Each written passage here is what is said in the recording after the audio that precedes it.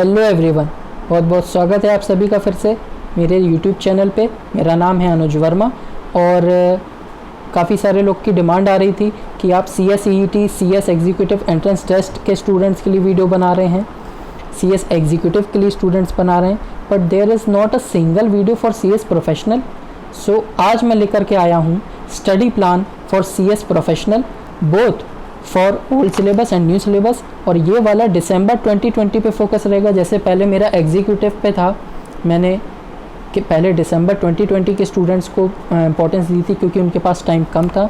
तो ये वाला दिसंबर 2020 स्टूडेंट्स का पार्ट 1 है। ओल्ड सिलेबस कवर करूँगा मैं इसमें। अगले वीडियो में दिसंबर 2020 स्टूडेंट्स के न्यू सिलेबस का रहेगा। तो बिना टाइम वेस्ट करते हुए मैं स्टार्ट करता हूँ। और जो लोग नए हैं इस चैनल पे, please subscribe my channel and hit the bell icon for getting notifications. So start करता हूँ। ग्रुप 1 में ओल्ड सिलेबस के 3 सब्जेक्ट हैं, advanced company law and practice. ठीक है, तो इसमें मेरे हिसाब से तो आपको स्टडी प्लान बताने की ज़रूरत नहीं पड़नी चाहिए प्रोफेशनल स्टूडेंट्स को, क्योंकि आप CS एग्जीक्यूटिव पढ़ के आ रहे हैं तो आपके अंदर प्लानिंग अंदर से क्रिएट हो जानी चाहिए। लेकिन फिर भी मैं बताना चाहूँगा, हालांकि मैं CS एग्जीक्यूटिव स्टूडेंट हूँ, फिर भी अपनी तरफ से जो मैं कर सकता हूँ मैं बताने की कोशिश कर रहा हूँ। एडवांस्ड कंपनी लॉ, इसमें आप डिटेलिंग में पढ़ रहे हैं अपना कंपनी लॉ, एग्जीक्यूटिव में आप पढ़ के आए हैं, तो आपको बस ज़्यादा से ज़्यादा इसमें राइटिंग प्रैक्टिस और ज़्यादा फोकस करना है इस टाइम पे, क्योंकि बहुत कम टाइम बचा है और आखिरी अटैम्प्ट है ओल्ड सिलेबस का। इसके बाद अब पता नहीं मिले कि नहीं मिले, और अब तो वो आगे ICSI पे डिपेंड करेगा, लेकिन अभी तो लास्ट अटैम्प्ट है।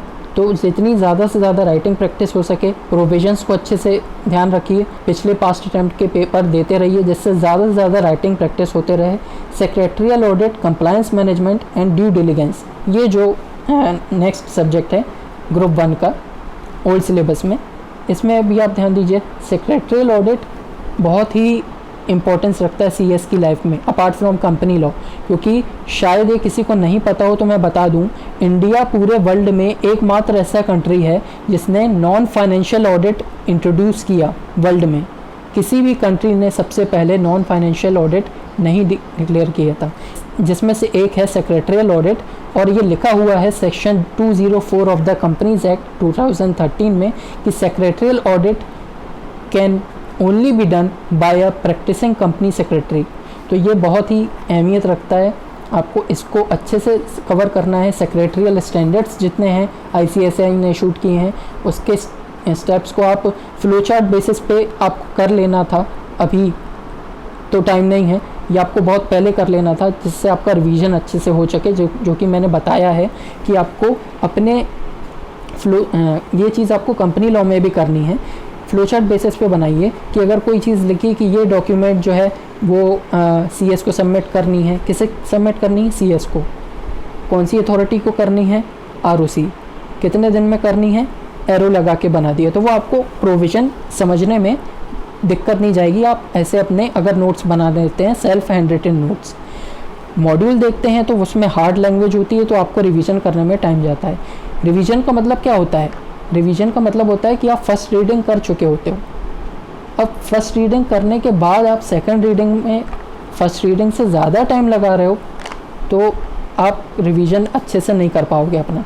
तो ये चीज़ बहुत मायने रखती है। फिर आता है corporate restructuring, valuation and insolvency. जैसा कि मैंने बताया था आपको, CS एग्जीक्यूटिव में एक सब्जेक्ट है corporate and management accounting new syllabus में, और ओल्ड सिलेबस में company accounts and auditing practices, जिसमें कॉर्पोरेट रिस्ट्रक्चरिंग के बारे में हम अकाउंटिंग ट्रीटमेंट क्या होती है हम वो सब पढ़े हैं। इसमें हम सारा कुछ पढ़ेंगे। अमलगमेशन हुआ किसी कंपनी का, हीरो होंडा हो गया, वोडाफोन आइडिया हो गया, डीमर्जर हो गया, हीरो अलग होंडा अलग, उसमें क्या ट्रीटमेंट होगी, उन सारी चीज़ों को। इंसॉल्वेंसी हो गई, कंपनी इंसॉल्वेंटी हो गई तो क्या ट्रीटमेंट है, और सारा कुछ प्रोविजंस जो है, ये सारा कुछ आपको उसी तरह से note down flow chart basis पे, ताकि आपका रिवीजन अच्छे से होते सके। और मेनली आपको राइटिंग प्रैक्टिस पे पास्ट पेपर लगाने हैं ताकि आपकी राइटिंग प्रैक्टिस अच्छे से हो सके। मैं राइटिंग प्रैक्टिस पे बहुत ज़्यादा फोकस कर रहा हूँ, क्योंकि फिर लोग यही बोलते हैं कि हमारा एग्ज़ाम छूट रहा है। ओके। देन आते हैं CS प्रोफेशनल के ग्रुप 2 के सब्जेक्ट में, ITSA information technology and systems audit, again non financial audit, जैसा कि मैंने बताया। तो ये भी बहुत बढ़िया है। इसमें आप प्रोविजंस को समझिए और अपनी लैंग्वेज में दे के आइए, क्योंकि क्या हो रहा है, मैक्सिमम लोग फेल हो रहे हैं। इसका मैंने नोटिस किया है कि काफ़ी लोग बुकिश लैंग्वेज को बहुत टीप के आते हैं और जो बहुत गलत इंप्रेशन जमा रहा है लोगों के ऊपर, तो वो ऐसा मत करिए आप। नेक्स्ट सब्जेक्ट है financial treasury and forex management, FTFM, practical subject है पूरा। ये हट गया है, इसको हटा के अब CS एग्जीक्यूटिव में फाइनेंशियल एंड स्ट्रेटेजिक मैनेजमेंट ले आया है। तो प्रैक्टिकल सब्जेक्ट ये बहुत स्कोरिंग रहेगा आपको, तो बहुत फ़ायदा करेगा। इसको ज़्यादा से ज़्यादा प्रैक्टिस करिए। मेनली हर एक दिन आप न्यूमेरिकल अपना एक सेलेक्ट करके रखिए कि आपको करना है, और हर बुक के न्यूमेरिकल कर लीजिए। इससे आपको ये होगा कि फॉर्मूला तो एक ही है, अगर आप हर बुक के क्वेश्चंस कर पा रहे हैं यानी आपके कंसेप्ट्स क्लियर हैं। Then ethics, governance and sustainability, the most boring subject जो लोगों को लगता है। काफ़ी लोग मुझे बोलते रहते हैं कि ये बहुत बोरिंग सब्जेक्ट है, फाइनल में आओगे जब तब पता चलेगा। लेकिन बोरिंग हो गया तो क्या नहीं करना है? क्या करना है। तो इसलिए आप इसको क्या करिए, एथिक्स का मतलब होता है मैनर्स, गवर्नेंस यानी पारदर्शिता, कॉरपोरेट गवर्नेंस यानी जो शेयर होल्डर्स होते हैं उनकी मेहनत की कमाई लगी हुई होती है, तो सारा कुछ डिस्क्लोज़ करके उन्हें बताना पड़ता है। तो इन सारी चीज़ों को इम्पोर्टेंस समझिए, आपकी इन सब्जेक्ट की इम्पोर्टेंस क्या है इन सब चीज़ों में, और उन्हीं सब चीज़ों को अपने शब्दों में लिखिए, नोट टीपापना करिए। वहाँ पे आपको यही दिखाना है कि आपको कितना नॉलेज है, वो आपकी नॉलेज देखना चाहते हैं। बुक में तो वो ही दे रहे हैं, अगर आप वही टीप के आ जाओगे तो उनको आपका एंगल, आपका नॉलेज नहीं पता चलने वाला। ठीक है। देन लास्ट ग्रुप में आ जाते हैं। इसमें 2 सब्जेक्ट जो हैं वो कंपलसरी हैं, एडवांस टैक्स लॉस प्रैक्टिस, जैसे एडवांस लग गया है तो GST है, और आपको कंपनी पे जो टैक्सेस लगते हैं उसके उन सब के बारे में डिटेलिंग में पढ़ना पड़ता है, जो हमने CS एग्जीक्यूटिव में छोटा मोटा पढ़ा होता है।